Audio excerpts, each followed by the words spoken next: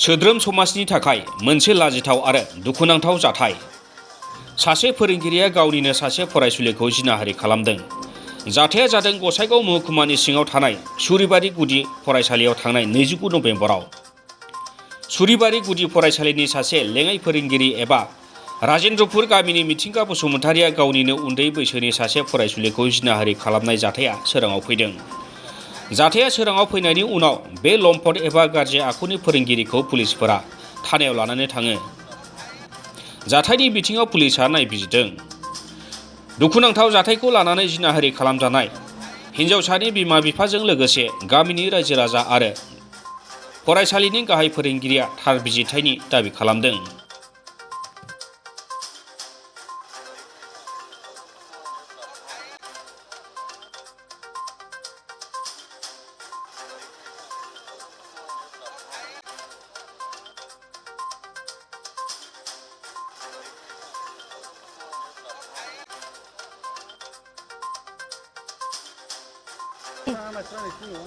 खयथासिम जाखोमोनथाय माबा 10थानि सिगां थांदों आरोखि बियो 9:30सिमाव थांदों 9:30 बिदियाव थांदों दा। ओमफ्राय दाना आङो हाखु दाखु अनला संनो थांबाय। ओमफ्राय आंनि गोसोआवबो खिंफोर फैगारबाय।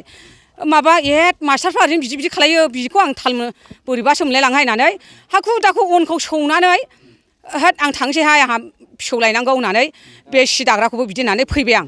फैब्ला बियो मिगि जानानै मोदोम थोर मावनानै गाबनानै होनबाय फायखाना बारान्दायाव गाग्रायाव जिरायनानै, आमा आंखौ मास्टारा न'आव सोनानै जिनाहारि खालामदों आमा होनबाय। आं बिफा, आंनि नामा रबारेन नार्जारि।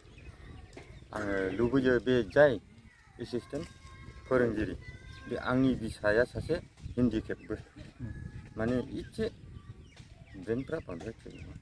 बिनिखायनो आरो बे गथ'आ आंनो लोमजानासो दंमोन। सानथामसो जाबायमोन बे लोमजानाया।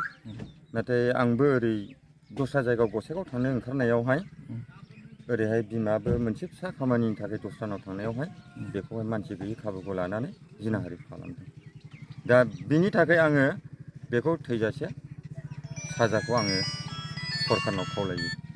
बेखौथ' माने ओइदिनखालि जोंनाथ' फरिखाया 9 रिंगानिफ्राय जायो नालाय, ओमफ्राय फरिखायाथ' सोलिगासिनो दंमोन। आं सान्दों बे मानसिया माने दखानबो खाथि नालाय जोंनिया, फरिखायाव बिदिनो कुइसन हेरि राननानै बियो माने गय जाहैदों बा बाहेराफ्राव थांदों नामा आं बेखिनिखौ सानदोंमोन आरो। ओमफ्राय दानिया फरिखा सोलिगासिनो दं, आंबो फरिखा हलावनो दङ। ओमफ्राय दसे थाहैबाय बियो, थानानै ओमफ्राय एसे गोबाव जाबाय आरो जानानै ओमफ्राय फैफिनबाय। फैनानै ओमफ्राय दानिया आरो ओरैहाय दखानाव थांफिनबावलायबाय बियो फरिखा हलाव फैनानै। ओमफ्राय फैनानै दानिया बे दखानाव थाङोब्ला सासे बे माबाया बिमाया आरो आंनि गथ'खौ बेबादि खालामबोदों इनाय आखु दिन्थिनानै आं बे मास्टारखौ नागारा होननानै बियो दखाननिफ्राय होनानै लाबोबाय आरो।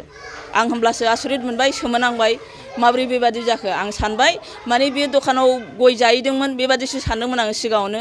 होमब्ला बियो गथ'नि बिमा फैब्लासो गयखौ जाहैदों आरो बेखिनियानो। ओमफ्राय दानिया बे गथ'आथ' माने क्लास 5आव फरायखानाय नालाय, बे गथ'आ माने नोरजिया गथ'। ओमफ्राय बियो समबार ओमफ्राय मंगलबारावबो फैनो हाखायाखैमोन आरो ओइदिनखालिबो फैनो हायाखैमोन। आंथ' बेबादि आखुनि होननानैबो मिथियामोन, सानाखैबोमोन। टिउटर हिसाबैसो बेखौ माने ब्लकनिफ्राय हरथ'खादोंमोन आरो पारमानेन्टबो नङा बियो। दा आंहाथ' उसुबिदा जानोसै, माने गथ'फ्रा गोबां दुस्थ', माने 45, 46 बे रोखोम दङ। ओमफ्राय क थाखोनिखौ लायोबा 50 जनसिम स्टुडेन्ट दं आरो। ओमफ्राय दा आं हारसिङै फोरोंनांगौआ गोबां समयसा जानोसै। आंनो जिखुनु जाया टिउटरनिफ्रायबाबो आंनो सासे गुबुन फोरोंगिरिखौ हरफिननांगौ बा मोनफिननांगौ, आं बेखिनिखौबो लुबैदों आरो। बेथ' गाव जेरै मावदों बे मावनायनि फिथाइखौ बियो मोनगोन। जेन'बा आयेन बादिसो थांगोन, आंथ' माथो खालामनो हानाय। बेयो मा होनदोंमोन उनाव हनै प्रुफआबो मोनबायब्ला, जोंथ' बेबादिबो सानाखैमोन आंबो बेबादि, आरो माब्लाबाबो बेबादि आखुनि होननानै आङो मिथिफेराखैमोन। आं जेब्ला बे खबरखौ मोनदों होमब्लासो आङो आसरित सोमोनांदों। आं लाजिनायानो मा जाखो होननानै आं गावखौनो गाव एखे जेबो बुंनो हायि बादि मोनखादों आरो। आङो बे सुरिबारि गामिनिनो सासे बिडिपि सेक्रेटारि। दा बे जे जाथाया जादों सत्ति घटना बियो।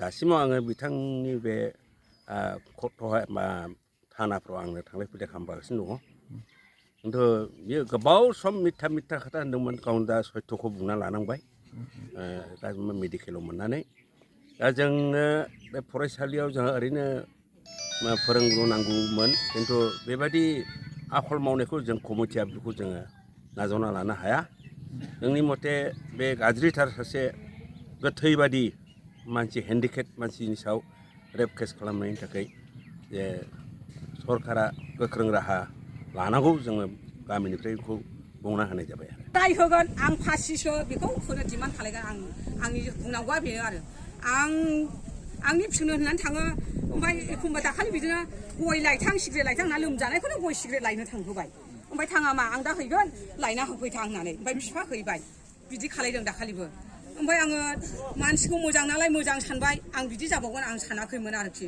दाथ' बियो बिदिसो खालायबाय आं बिराद दुखु मोनदों आरो